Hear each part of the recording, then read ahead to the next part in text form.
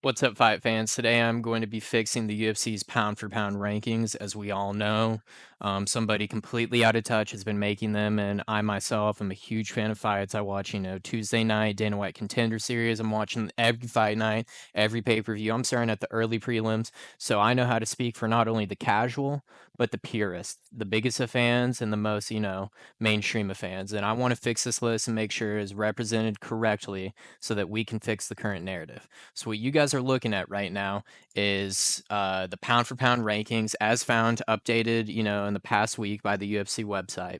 And as we all know, this is a fucking abomination, so I'm here to set the record straight. So I went ahead, I cleared the list. I want a blank slate, all right? I don't want to be influenced by who's currently on there. I want none of that, all right? I want to set the record straight, and I just want to come from a, objective angle and put who I think deserves to be on this list in which spot. Now, when I think of pound for pound, I think of the most vicious martial artists on the planet, okay? I think of, who would be the most dangerous man to step in the octagon at any weight class, at any time, at any period of UFC history. He could rock the world back in the old days, and he could knock out your favorite champ in the fucking new age, all right? And when I think of somebody that is capable of that, I think of somebody that is not only, physically intimidating. They're not only just, coming at you. They're not only just physically attacking you, but the mental warfare is a huge one. This was one of the biggest parts of Conor McGregor's success. Okay, he didn't just show up in the ring, but he showed up in your fucking cerebrum, all right? He played the mental warfare. But I think there's somebody that takes it 2 steps further. There's a man out there that hits you with the spiritual warfare as well, okay? I know what you're thinking. Pereira, Shama, Black Magic. Yuri Proskus called it like it was. He said Pereira's using Black Magic. And I'm not talking about, Hennessy in an Atlanta nightclub, all right? This guy was talking about something else, that voodoo shit. But no, it's not Pereira. That's not the type of spiritual warfare I'm talking about. I'm talking about Bryce Adolf Mitchell, okay? This guy is physically intimidating, great grappling background, clearly capable of striking. You saw him slipping those overhands from Puria, but he's also getting with you on a spiritual level. He's rushing across the octagon with a Bible against a Muslim opponent. They say it's haram. He says, nah, bitch, it's Leviticus, okay? But he takes it a whole nother step further. My man knows that the earth is flat. And how are you going to cut angles when you live on a globe? You guys are out here playing fucking touch button in the parking lot trying to cut angles, doing your pendulum set on a sphere. My guy's fighting on a plane. Otherworldly endeavors, okay? You can't even compete with him because he's fighting on a different fucking geometric environment. So Bryce Mitchell, he gets the first slot. And he also said he wants to continue genocide. So you know um, anybody with those type of objectives screams pound for pound to me. Ugh. Next up, I know what you're thinking. It has to be John Jones. It has to be Islam Makhachev. No, you're all wrong. It's my man, Peyton Talbot. Okay. When I think about who I would least like to step in the octagon with, you know, you think of you casuals, you're thinking of Francis Ngannou. That's a fucking, you just served me up a nice plate of, knockout in 5 seconds. Like, that's probably gonna be, I guarantee you don't even feel that punch, dude. You're unconscious before you even fall, 15 degrees backwards. These flyweights, they beat you up for 25 minutes. Like, that's a way worse scenario. Having to fight someone of a lighter weight, they might not knock you out. You're gonna, suffer. Um, but I'm not just worried about the physical trauma of getting knocked out. I'm worried about what happens after the knockout. You wake up to the ref. The most common question all these guys are asking is, "How did I get knocked out? What happened? What? I'm good. I'm good. What happened? What happened?" They're like, "You got knocked out." And if I'm going against Peyton Talbot, I'd be like, "Well, then why does my ass hurt?" Herb Dean, why are my legs spazzing? You got knocked out. No, I got choked out. My legs, it feels different. I've felt this before. And so, yeah, I think because of, the type of assault he can offer, no man should have to step in the ring with this guy. Dangerous individual. Now, next up, this is where I can kind of agree with the current UFC rankings. They have Islam Makhachev in the number one slot. I'm going to put him in the number three. There is, Craig Jones said it best. If you have the perfect amount of like martial arts with autism, then you can create a champion. But I don't think Islam Makhachev is autistic. That would be a ridiculous thing to say, and that's cancelable. I wouldn't stand for something like that.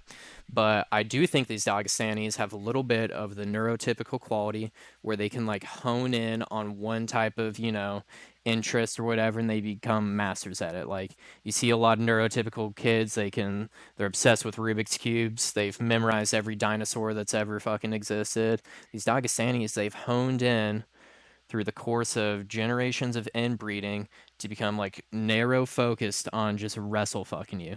And yeah, I mean, he could probably fucking take back control and squeeze on me, and my lungs would pop out.